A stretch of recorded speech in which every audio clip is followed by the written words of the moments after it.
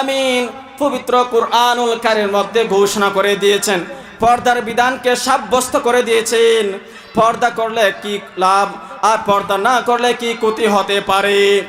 আমরা মুসলমান, আখির নবীর উম্মত, যার কাছ থেকে আমরা ইসলাম পেয়েছি, যার কাছ থেকে আমরা ইসলাম শিখেছি, যার উসিলায় আমরা কাল কিয়ামত আসরের ময়দানে আল্লাহ রাব্বুল আলামিনের পক্ষ থেকে আমরা পাবো জান্নাত।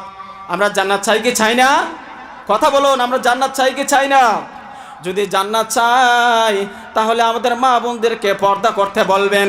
যাদের ঘরে তাদের ছেলেমেয়েরা পর্দায় থাকে তাদেরকে পর্দা করার আদেশ করবেন।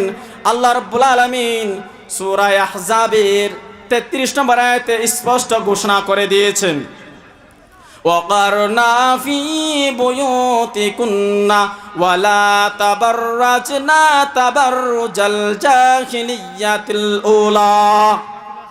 আল্লাহ রাব্বুল আলামিন, আমার ভাইরা বন্ধুরা, আল্লাহ রাব্বুল আলামিন স্পষ্ট কুরআনুল কারীমে ঘোষণা করেছেন। এটা কোনো আমার কোনো কল নয়, আমার কোনো আয়াত নয়, যে স্বয়ং আল্লাহ রাব্বুল আলামিন ঘোষণা করে দিয়েছেন, সেখানে আমার কোনো কথা হতে পারে না। আল্লাহ রাব্বুল আলামিন বলেন ওয়াকারনা ফি বুয়ুতিকুন। আল্লাহ রাব্বুল আলামিন বলেন মেয়েরা তারা নিজ নিজ স্থানে থাকবে, আবরণ থাকবে, আবাস স্থলে থাকবে, সেখান থেকে তারা বের হবে না। ওয়াকারনা ফি বুয়ুতিকুন্না ওয়ালা তাবাররুজনা তাবাররুজাল জাহিলিয়াতিল উলা। তারা জাহিলি যুগের বর্বরতা নারীদের নেই, সাজ সজ্জা করে প্রকাশ করবে না, বাহির হবে না, ঘর থেকে বাইর হবে না।